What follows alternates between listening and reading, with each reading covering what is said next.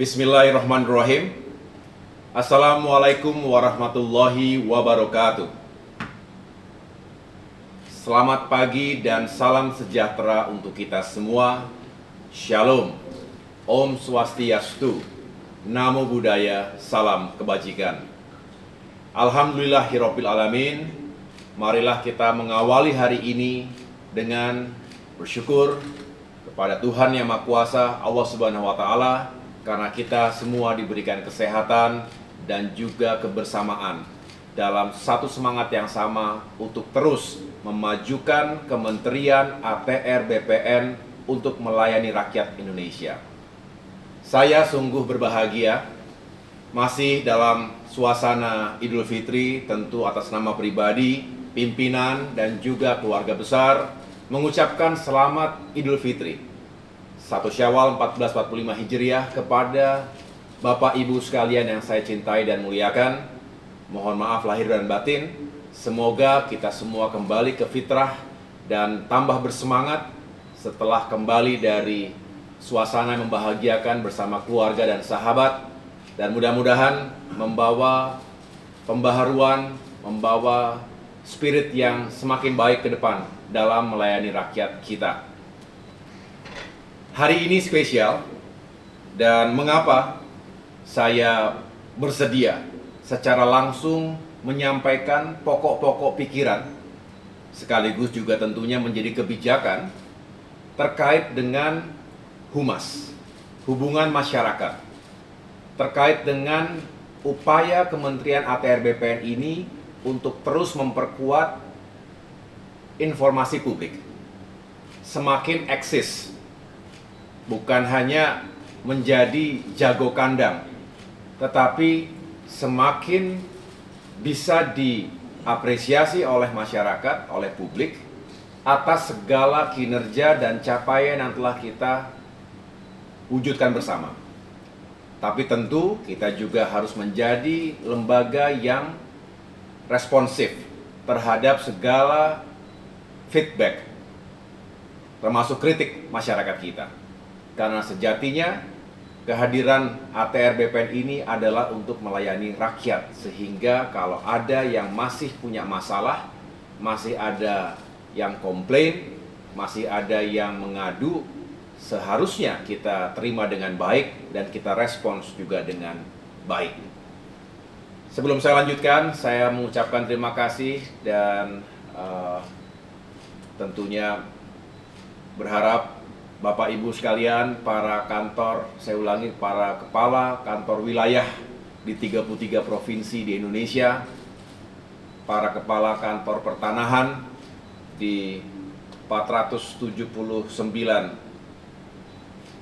kabupaten kota, beserta seluruh jajarannya, termasuk para petugas dan bagian kehumasan yang juga telah hadir dalam Zoom meeting pagi hari ini. Tadi oleh Kepala Biro Humas, Bapak Lampri, telah dilaporkan kepada kita semua apa yang menjadi maksud dan tujuan dari acara hari ini. Saya mengucapkan terima kasih kepada Pak Lampri dan jajaran Biro Humas Kementerian ATR BPN yang selama ini telah bekerja sungguh-sungguh. Saya ikuti walaupun belum sampai 2 bulan saya berada di tempat yang mulia ini, tapi saya bisa melihat kinerja dari Biro Humas yang menurut saya baik dan terus harus kita perkuat dari waktu ke waktu. Nah, kesempatan kali ini adalah bagaimana kita ingin menyelaraskan apa yang menjadi concern sekaligus juga strategi yang harus kita jalankan di waktu-waktu mendatang terkait dengan humas ini. Hadir pula secara online ada sejumlah staf khusus, staf ahli, tenaga ahli menteri yang juga ingin membantu agar humas ini benar-benar semakin bisa dioptimalkan. Bapak Ibu yang saya cintai dan banggakan, saya punya kata-kata yang sederhana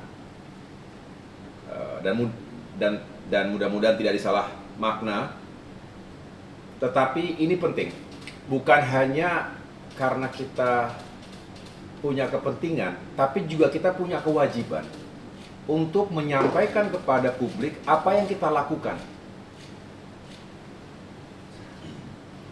Karena kita harus bertanggung jawab atas segala uang rakyat yang kita gunakan untuk melakukan berbagai pelayanan terkait dengan pertanahan dan tata ruang.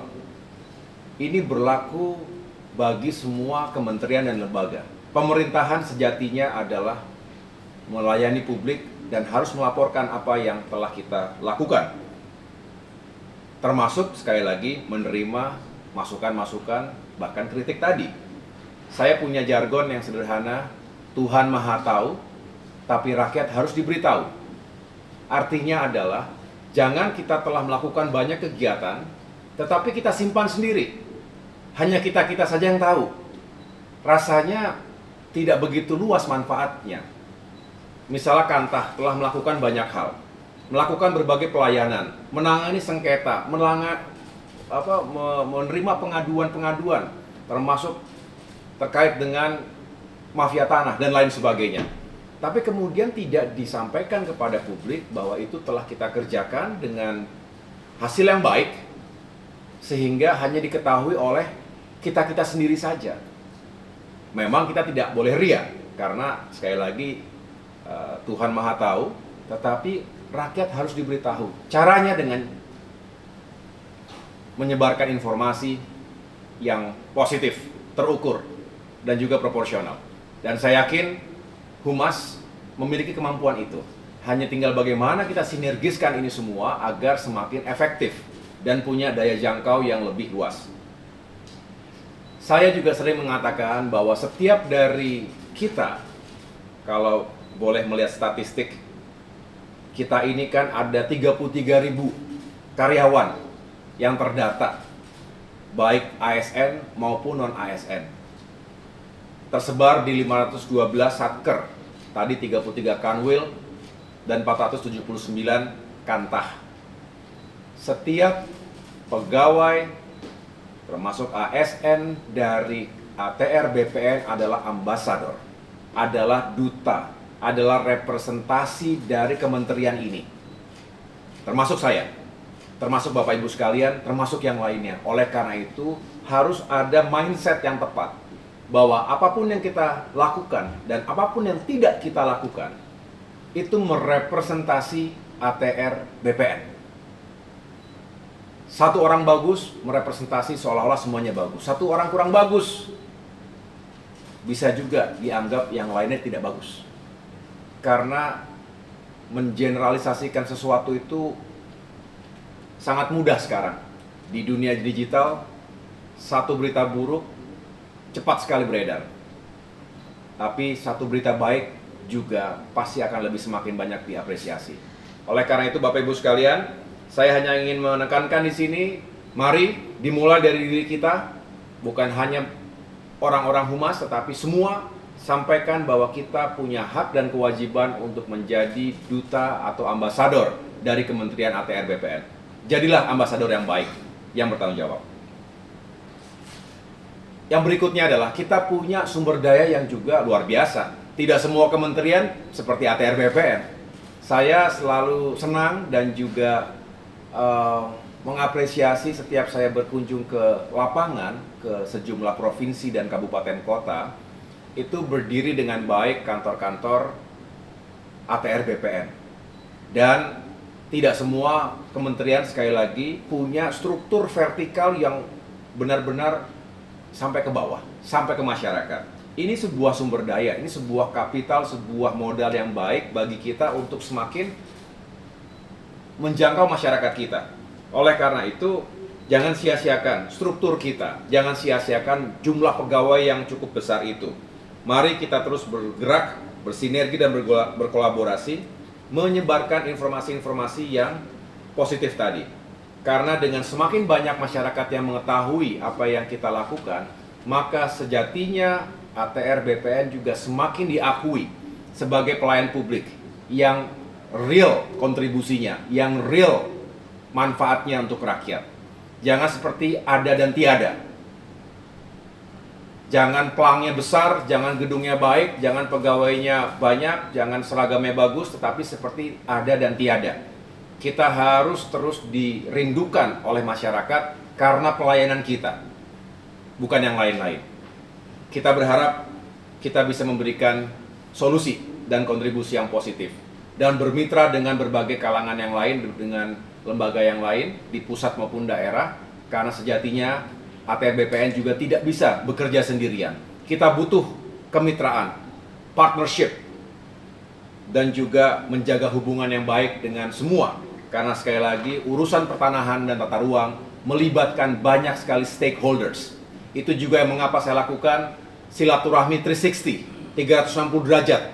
Saya mendatangi para tokoh dan pejabat teras di berbagai kementerian, para menteri yang lain, karena ingin secara langsung memiliki komunikasi dan koordinasi yang semakin efektif. Bapak Ibu yang saya cintai dan banggakan, sekali lagi saya mengapresiasi apa yang telah dilakukan oleh Biro Humas dalam inisiatifnya, yaitu optimalisasi eksistensi atau ekosistem komunikasi dan humas internal. Ini saya harap bukan hanya sebagai jargon, bukan hanya sebagai tagline, bukan hanya sebagai hashtag, tapi bisa benar-benar disebarluaskan spiritnya, semangatnya ke seluruh jajaran di tanah air. ATR BPN harus punya spirit seperti itu. Jangan business as usual. Jangan berada di zona nyaman saja. Kita tahu ruangnya luas. Setiap satker, setiap individu punya ruang yang luas. Oleh karena itu, ada beberapa hal yang ingin saya sampaikan sebagai berikut. Mohon didengarkan dan dijalankan dengan baik. Tentunya saya tidak akan masuk ke wilayah yang sangat teknis, nanti akan dijelaskan oleh Kepala Biro Humas, oleh staf ahli, staf khusus, dan juga tenaga ahli yang akan membidangi baik dalam implementasi kebijakan ini maupun monitoringnya, evaluasinya. Karena saya tidak berharap ini hanya menjadi formalitas, karena saya juga ingin ini dilombakan, ini dibuat menggeliat, berlomba-lombalah untuk kebaikan, dan tentunya kita juga akan melakukan evaluasi jika ada yang tidak melakukan dengan baik. Bapak Ibu sekalian, sebelum saya mulai, ada 3 hal tadi. Saya ingin menekankan kata eksistensi yang disampaikan oleh Pak Alampri tadi. Jangan sekedar eksis. Kita tidak boleh hanya sekedar eksis. Artinya bukan hanya pada jumlah pemberitaannya, bukan hanya pada jumlah percakapan, tetapi juga kita harus mengawal sentimennya seperti apa. Jadi sebanyak-banyaknya pemberitaan belum tentu baik ketika sentimennya negatif. Jadi yang kita kejar itu adalah meningkatkan volume pemberitaan kita, volume informasi yang kita sebarkan, tetapi juga sentimennya, respons dari publik harus dijaga positif. Tolong dipahami ini, jangan mengejar banyak-banyakan secara kuantitas, tetapi secara kualitas, dan pada akhirnya outputnya adalah feedback dan sentimen yang kurang baik. Nah, ini harus kita hindari. Kita ingin volumenya besar, sentimennya atau responsnya positif. Jadi, kalau kita semua kompak dan benar-benar bisa menjalankan ini, tadi bisa dibayangkan ada 512 satker se-Indonesia. Kalau yang pertama, pilar yang pertama saya anggap sangat penting, yaitu setiap satker punya hubungan yang baik dengan satu media. One satker, one media. Ya. Media massa merupakan pilar utama dari informasi publik. Semua survei membuktikan bahwa masih didominasi oleh media massa sebagai sumber informasi utama bagi masyarakat dimanapun berada. Jadi kendati media sosial semakin merambah di masyarakat kita, tetapi media massa, media mainstream, berarti televisi, kemudian juga radio dan lain sebagainya, yang sifatnya konvensional, yang sifatnya mainstream, itu masih menjadi acuan utama. menjadi referensi utama. Baik media massa online maupun cetak. Tapi hari ini lebih banyak yang online. Televisi pun masing-masing punya media massa online-nya. Dan ini ada yang sifatnya nasional, ada yang sifatnya lokal. Saya berharap Satker, Kanwil itu punya partnership, punya kerjasama, bisa menggalang kebersamaan dengan media massa nasional. Satu saja. One Satker, one media massa. Satu saja. Minimal. Tapi tidak dilarang kalau Bapak Ibu dengan jaringannya, dengan hubungannya, dengan sumber dayanya bisa memiliki hubungan yang baik dan juga kerjasama dengan lebih dari satu media massa tadi. Nah, sedangkan untuk Satker, Kantah, itu paling tidak satu media online lokal.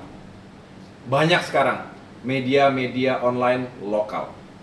Jadi sekali lagi, pilar pertama, one Satker, one media. Dan mudah-mudahan ini bisa menjadi game changer, bisa mengubah keadaan, karena bayangkan 512 dikali 512 media, ini akan masif pemberitaan kita. Alhamdulillah tadi disampaikan di awal bahwa dalam kurang dari 2 bulan terjadi lonjakan percakapan, lonjakan pemberitaan terkait Kementerian ATR BPN. Ini menunjukkan ada hope, ada harapan yang baik, ada kepercayaan yang dibangun. Dan ini bukan sembarangan, karena ini berdasarkan kerja keras dan juga upaya kita semuanya. Saya mengucapkan terima kasih, tetapi ke depan kita semakin perkuat dan tingkatkan. Jadi one media, saya ulangi, one Satker, one media. Yang kedua, pilar kedua adalah media sosial. Saya akan cek di tiap-tiap Satker apakah sudah punya akun media sosial yang resmi. Selain tentunya para pejabat punya akun media sosial masing-masing.